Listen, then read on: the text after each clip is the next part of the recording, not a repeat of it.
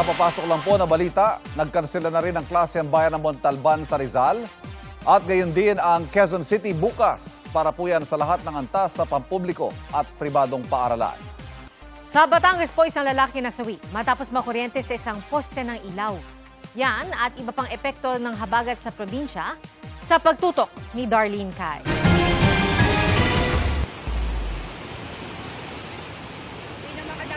Animoy alon sa dagat ang lakas ng ragasan ng alon sa Lipa, Batangas. May mga stranded na motorista. Nagbayanihan naman ang iba para dahan-dahang makatawid sa baha. Sa Barangay Marawoy, napakapit sa lubid ang 4 na residenteng stranded sa abot dibdib na baha. Isang lalaki naman ang dead on arrival sa ospital matapos makuryente sa poste ng ilaw sa JP Laurel National Highway. Ayon sa CDRRMO, naglalakad ang biktima sa gitna ng ulan nang mahawakan niya ang street light. Yan po, yan. Ito yung baha.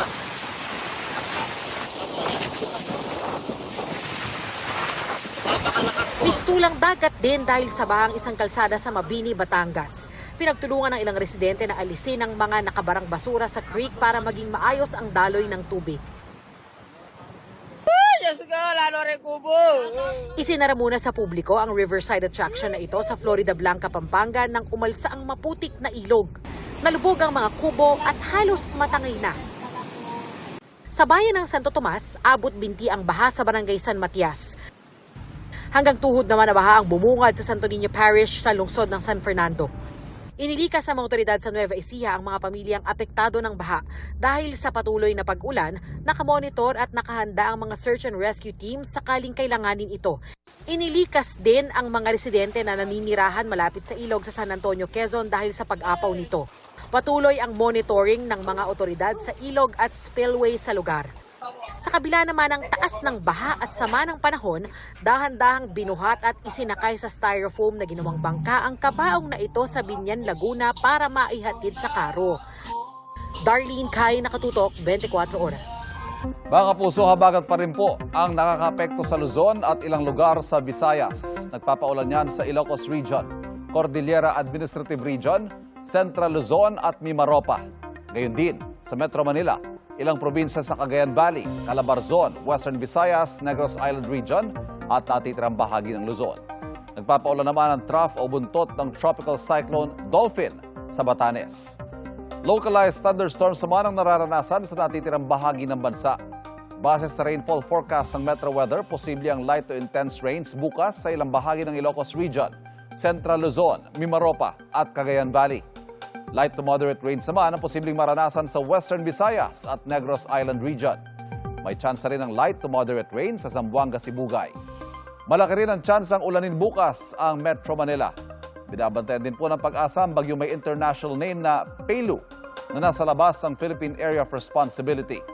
Ay sa Pag-asa, nasa 2,200 kilometers silangan ng extreme northern Luzon. Mababa ang chance na itong pumasok sa loob ng PAR at makaapekto sa bansa. Pero sa mga susunod na araw, posibleng hilahin nito ang habagat na patuloy na umiiral sa malaking bahagi ng bansa. Lubog po sa baha ang ilang lugar sa Cavite dahil sa habagat. At sa Kawit, buwis buhay ang pagsagip sa isang bata sa gitna ng matinding baha. Mula po sa Kawit, Cavite, nakatutok live si Darlene Kai. Darlene? Pia, lubog pa rin sa baha ang malaking bahagi ng Barangay Marolas dito sa Kawit, Cavite. Kaya itong kalsadang kinatatayuan ko mukha ngayong ilog. Sabi ng mga residenteng nakausap namin, ngayon lang daw nila naranasan ang bahang ganito, kabilis tumaas at ganito kalakas ang agos.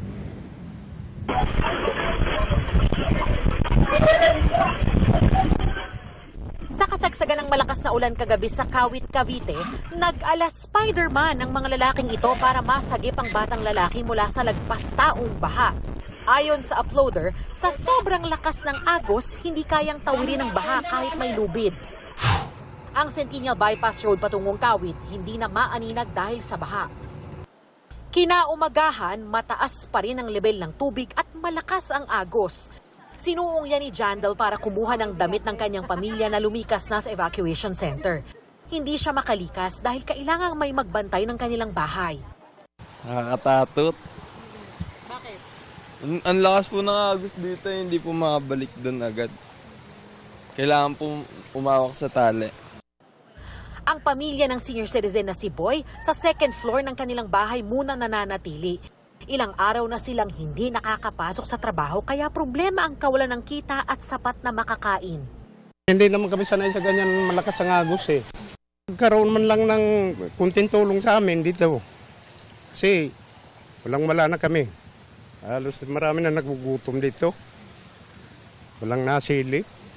Hanggang balakang ko yung level ng tubig dito sa bungad ng Aroma, Barangay Marulas, Kawit, Cavite. Pero pag pumasok ka dun sa loob, mas lalong malalim. Ang kinaiba raw ng pagbaha na ito, ayon sa mga residente, ay malakas yung agos ng tubig na ikinakatakot nila.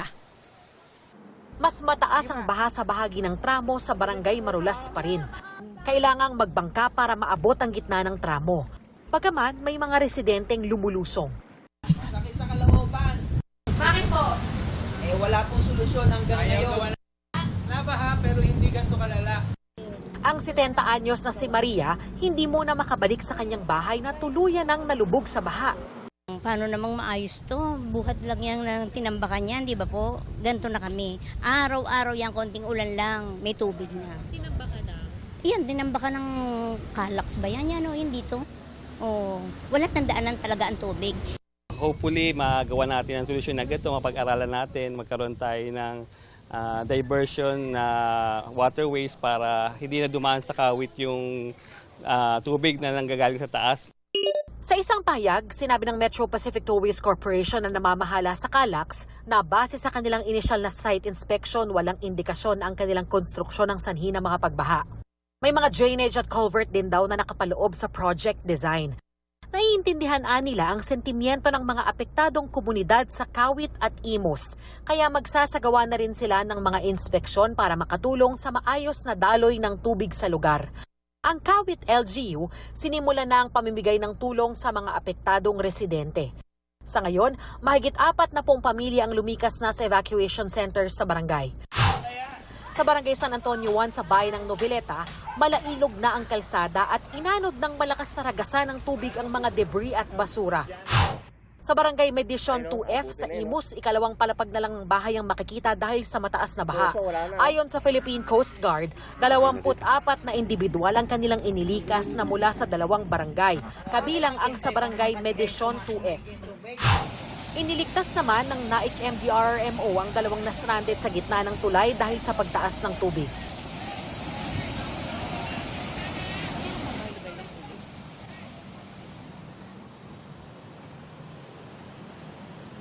Pia, higit 4 na oras nang hindi umuulan dito sa Kawit, Cavite. Kaya bahagyan ang bumaba yung level ng tubig pero nananatiling naka-alerto ang mga kauni ng lokal na pamahalaan. Yan ang latest mula dito sa Kawit, Cavite. Balik sa iyo, Pia.